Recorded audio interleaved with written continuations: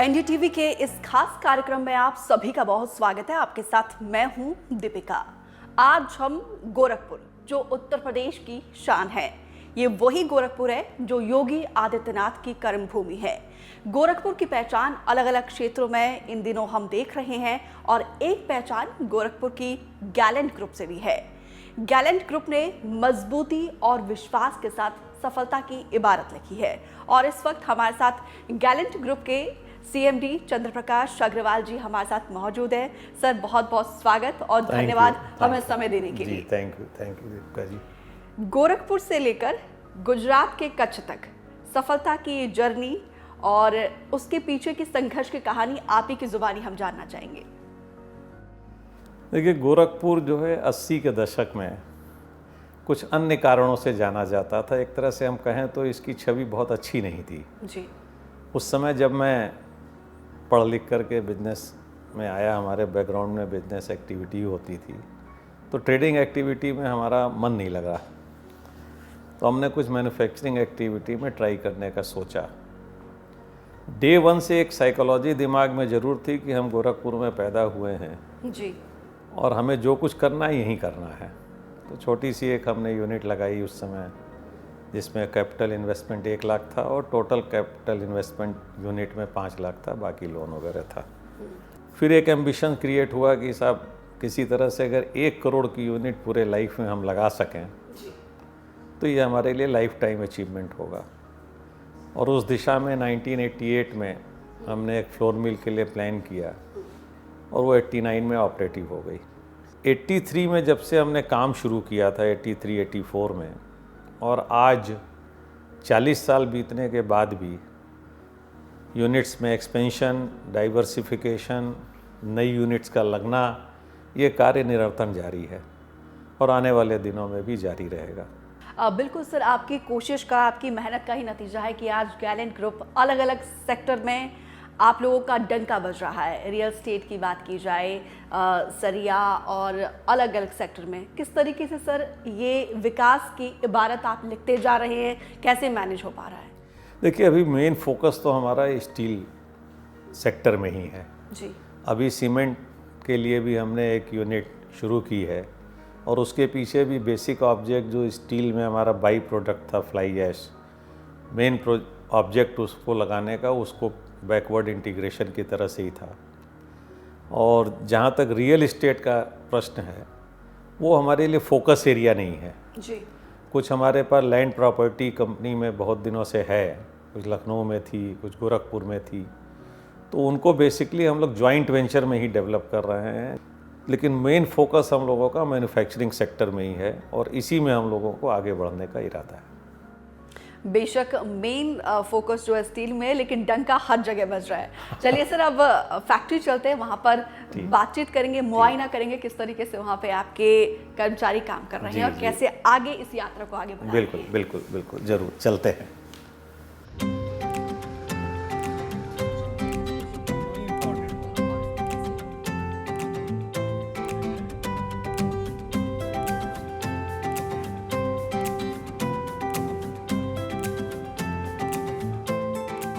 Sir, Gallant group business में तो बुलंदियों को छू रहा है और साथ ही साथ उन क्षेत्र में भी अहम योगदान दे रहा है जो लोग यहाँ पर काम करते हैं उनके लिए बाकायदा यहाँ पे फ्लैट्स बनाए हैं और डेवलपमेंट के लिए ये ग्रुप और सीएसआर में किस तरीके से कंट्रीब्यूट कर रहा है? देखिए, सीएसआर में अभी गैलेंट ग्रुप की तरफ से फ़िलहाल एक कम्युनिटी किचन हमने यहाँ इस्टेब्लिश किया है, ऑटोमेटेड।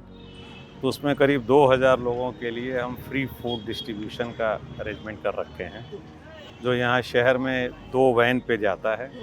वो वैन जो है वो थर्मोस्टेट कंट्रोल्ड हैं, जिसमें खाना सुबह से रात तक गर्म रहता है। और तीन स्टॉपेज दोनों वैन के लिए हमने फिक्स किए हैं। इस तरह से टोटल 6 स्टॉपेज हैं। तो ये प्रक्रिया करीब 1.5 साल हो गया है। इसका योगी आदित्यनाथ जी ने शुभारंभ किया था। तो 1.5 साल में हमको लगता है कि हम लोग लगभग 10 लाख लोगों को अब तक खाना खिला चुके हैं। मेंटेलिटी वाइज हम लोग ये मान के चलते हैं कि जो कुछ हम लोगों को यहाँ मिल रहा है, इस सोसाइटी को उसमें से कुछ पोर्शन हमको लौटाना ही चाहिए। तो वो प्रक्रिया हमारी चलती रहेगी।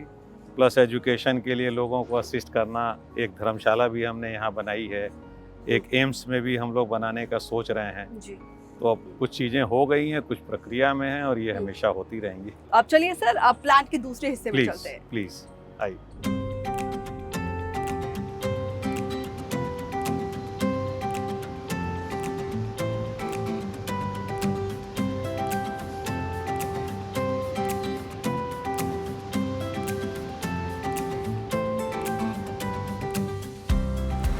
सर, आप लोग अपने प्लांट से ही पावर जनरेट करते हैं। ये इंटीग्रेशन कैसे आपके सस्टेनेबिलिटी गोल्स को पूरा करता है और इससे कैसे फ़ायदा आप लोगों को मिलता है? एक्चुअली जब हम लोग स्पंज आयरन बनाते हैं स्टील मेकिंग प्रोसेस के अंतर्गत, तो वहाँ वेस्ट हीट जनरेट होती है। It is a process, coal fired process है ये। तो उस चक्कर में जो है वो जो वेस्ट हीट जनरेट होती है उसको हम लोग वेस्ट हीट रिकवरी बॉयलर के थ्रू स्टीम में कन्वर्ट करके उससे पावर जनरेट करते हैं। तो वो पावर हमारी टोटली फ्री ऑफ कॉस्ट होती है। प्लस जो है स्पंज आयरन के अंतर्गत जो हम लोगों का वेस्ट मटेरियल निकलता है, कोल बर्न होने के बाद जो चार है, वो भी पावर, थर्मल पावर में हम उसको एज ए रॉ मटेरियल कोल की सब्स्टिट्यूट में यूज कर लेते हैं। तो इस तरह से जो टोटल हमारी पावर रिक्वायरमेंट है उसका अप्रॉक्सीमेटली 50% से ज़्यादा हमको in house free of cost मिल जाता है। तो वो 50% कॉस्ट होने से हमारे सस्टेनेबिलिटी में और प्रॉफिटेबिलिटी में उसका बड़ा इम्पैक्ट आता है। तो कुल मिलाकर इन हाउस पावर जनरेट करना एक किफ़ायती सौदा है खुद के लिए। ऑब्वियसली।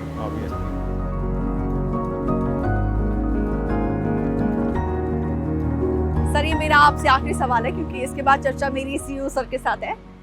क्योंकि आपकी कंपनी ट्रस्ट और इनोवेशन के लिए जानी जाती है और सफलता की बुलंदियों को लगातार छू रही है। आने वाले क्या प्रोजेक्ट्स हैं और क्या इनोवेशन मार्केट में देखने को मिलेगा सर? देखिए, इनोवेशंस का जहाँ तक सवाल है कि जो भी ग्राहकों की एक्सपेक्टेशन है कि हम उनको एक क्वालिटी प्रोडक्ट दें, उसमें हम अभी तक सफल रहे हैं।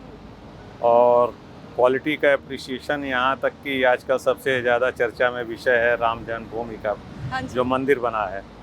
तो उस मंदिर में भी हम लोग फॉर्चुनेट हैं कि वहाँ पे टाटा और गैलेंट दो ही सरिया अप्रूव्ड हुआ था। थोड़ा बहुत जो उनका स्टील रिक्वायरमेंट निकला था।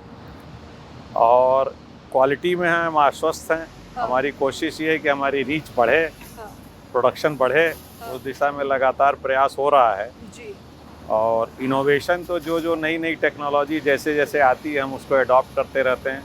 किसी भी एग्जिस्टिंग सेटअप को चेंज करने में, रिप्लेस करने में हम लोगों को कोई दिक्कत नहीं होती है। जो भी टेक्नोलॉजी हमारे नॉलेज में आती है, जो वाइबल हो, फिजिबल हो, वो हम लोग समय समय पर करते जा रहे हैं। इस प्रोडक्ट में जहां हम लोगों की एफिशिएंसी पहले 70% थी, लास्ट ईयर वो 80% थी, और इस साल हम लोगों को उम्मीद है कि 90% होगी, और नेक्स्ट ईयर हमारा टारगेट होगा कि 100% एफिशिएंसी पे ये प्लांट हमारा आ जाए।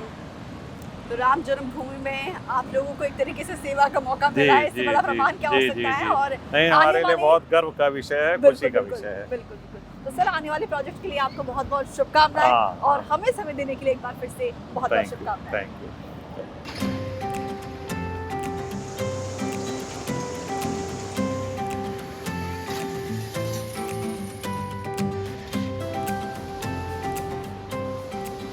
गैलेंट ग्रुप के हेड ऑफिस में इस वक्त हमारी मौजूदगी है और ग्रुप के सीईओ मयंक अग्रवाल हमारे साथ मौजूद हैं। बहुत बहुत शुक्रिया समय देने के लिए। गैलेंट ग्रुप के लेगेसी को आगे बढ़ाना और as a group of CEO और सन ऑफ सीएमडी, किस तरीके से दोनों चैलेंजेस को, दोनों ड्यूटीज़ को आप निभा पाते हैं? देखिए, एज अ सन तो मैं घर पे हूँ, यहाँ पे तो सीईओ हूँ, and as a CEO I have to be under the CMD, so there is no question and thought about it. Okay. And as a CEO responsibility आपकी हो जाती है कि पूरे बिजनेस को आप ऑपरेट कर रहे हैं, मैनेज कर रहे हैं। So legacy businesses में कुछ challenges भी होते हैं। जी। Like with legacy also comes certain problems in itself. For example, जैसे my father is a self-made person. सो उस ज़माने में ना कोई इतनी टेक्नोलॉजी होती थी, ना इतना नोहा होता था, ना फाइनेंशियल कैपेबिलिटी होती थी where you can outsource professional help, and आप एक ऑर्गेनाइजेशन की ग्रोथ के साथ साथ उसके कल्चर और उसके ह्यूमन रिसोर्सेज के साइड को भी अकॉर्डिंगली ग्रो करें। सो ये एक चैलेंज था कि जो ओल्ड एम्प्लॉयज़ हैं, जिनके जॉब प्रोफाइल्स नहीं क्लियर है, जॉब डिस्क्रिप्शन नहीं क्लियर है, देयर की performance indicators are not very clear cut mentioned. So in the last 10-15 years we have been able to streamline those issues great. जहाँ पे हर आदमी का एक जॉब डिस्क्रिप्शन जेडी डिफाइंड है, केपीआई डिफाइंड है, उनको एग्जैक्टली पता है कि उनकी रिस्पॉन्सिबिलिटीज़ क्या हैं, क्योंकि इतनी सारी चीज़ें हैं कि सब कुछ आप नहीं कर सकते। बिल्कुल। तो आपको डेलीगेट करना पड़ेगा और डेलीगेट करने के साथ उसका सेटअप क्रिएट करके उसको स्ट्रीमलाइन करके देना पड़ेगा। टेक्नोलॉजी को भी काफ़ी हम लोग इन्वॉल्व कर रहे हैं। We have recently move to SAP software which is the best in its class in industry, world class software है। साथ में हम लोग काफ़ी उसके वेरियस ऐप्स और अदर सॉफ्टवेयर का सपोर्ट ले रहे हैं जिसको हम उससे इंटीग्रेट कर रहे हैं। We are trying to do कि ये पूरा ऑर्गेनाइजेशनल एक डिजिटल ट्रांसफॉर्मेशन की तरफ जा रहा है अभी, और अगले 1 से 1.5 साल में गोइंग फॉरवर्ड हम आशा कर रहे हैं कि जो हमारे प्लान्स हैं वो अगर एग्जीक्यूट होते हैं तो we will be totally digital. Great great. Okay Mayank, जाहिर सी बात है आपके फादर आपके रोल मॉडल हैं, उनकी कौन सी लीडरशिप क्वालिटी और वैल्यूज़ को आप आगे लेकर चल रही हैं? हम लोगों ने बचपन से यही सीखा है कि भले ही कितनी भी तकलीफ़ हो फाइनेंशियली या आराम हो, लेकिन एक जेन्युइन और एक ऑनेस्टी के साथ और हार्ड वर्क के साथ काम करना है। That is one value which I have learned कि बहुत सारे स्टेजेस लाइफ में ऐसे आते हैं जब आप हार्डशिप से गुजरते हैं, ग्रोथ अपने आप ऐसे ही नहीं हो जाती है। तो उन हार्डशिप्स में भी आप अपने कमिटमेंट्स में कितना सीरियस हैं और उसको कैसे भी करके फुलफ़िल करने का जो माइंडसेट है, एक तो ये वैल्यू हमारे इनकलकेट की है मेरे फादर ने हमारे ऑर्गेनाइजेशन में। दूसरी वैल्यू जो मैं कहूँगा कि हार्ड वर्क का कोई रिप्लेसमेंट नहीं है। तो अगर आप हार्ड वर्क करने तैयार नहीं हैं तो आपको सक्सेस मिलना मुश्किल है। सो ये कुछ वैल्यूज़ ऐसी हैं जो मेरे फादर से मेरे को मिली हैं एंड आई एम ग्रेटफुल कि ये वैल्यूज़ मैं समझ पाया और उसको इनकॉर्पोरेट कर पाया। और ये सारी चीज़ें करते हुए के साथ एक डाउन टू अर्थ है ना, और एक ह्यूमैनिटी पॉइंट ऑफ व्यू से चीज़ों को ग्राउंडेड रखना, अपने आप को ग्राउंडेड रखना, और जो भी कमा पा रहे हो या जो भी कर पा रहे हो उसमें आप सोसाइटी को क्या रिटर्न कर रहे हो, that is also one of the very important aspects. Family founded business है ये, इसके कितने फ़ायदे होते हैं, क्या नुकसान होते हैं, क्या क्या चैलेंजेस होते हैं? फैमिली फाउंडेड बिजनेस में जो सबसे बड़ा चैलेंज मुझे लगता है लोग फेस करते हैं कि जब सेकेंड जनरेशन काम में आती है तो उनके और उनके फादर के बीच जो थॉट प्रोसेस या जनरेशन गैप का जो डिफरेंस होता है, हर आदमी की काम करने के तरीके अलग होते हैं जी, और सोचने के तरीके भी अलग होते हैं। तो फैमिली ओरिएंटेड बिजनेस में मेरे को लगता है सबसे बड़ा चैलेंज किसी भी बेटे के लिए यही होता है कि how to deal with his father, and it can be right और it can be wrong, but challenge ये सबसे बड़ा होता है। मैं बहुत फॉर्चुनेट हूँ कि मेरे को इस मामले में मेरे पिताजी ने डे 1 से फ्री हैंड दिया। उस वजह से मेरे को इतना कुछ सीखने को मिला, इतना कॉन्फिडेंस मेरे अंदर आया कि दैट बाद में मेरे को समझ में आया कि वो ऐसा क्यों करते थे। That's very great. ओके, अब आपके अपकमिंग प्रोजेक्ट्स और वेंचर्स अगर आप कुछ शेयर करना चाहें। मैम, अपकमिंग प्रोजेक्ट तो ऐसा है कि डेट फ्री कंपनी है एंड जो भी जनरेशन फाइनेंशियली इस कंपनी में हो रहा है वो कंटिन्यूस इन्वेस्टमेंट की पॉलिसी है। अभी लास्ट ईयर ही हमने करीबन 600 करोड़ का एक्सपेंशन कंप्लीट किया है। करंट ईयर में करीबन 100 करोड़ के एक्सपेंशन ऑनगोइंग हैं। नेक्स्ट ईयर में भी कुछ एक्सपेंशन ऑलरेडी प्लान्ड है। हम लोग मेहनत करते रहेंगे और हम अपने शेयर मार्केट के इन्वेस्टर्स को भी विश्वास दिलाते हैं और ये वादा करते हैं कि आपको ग्रोथ मिलेगी गैलेंट में। चलिए, आपके अपकमिंग प्रोजेक्ट्स के लिए बहुत बहुत शुभकामनाएं और हमारे साथ बातचीत करने के लिए बहुत बहुत शुभकामनाएं। Thank you.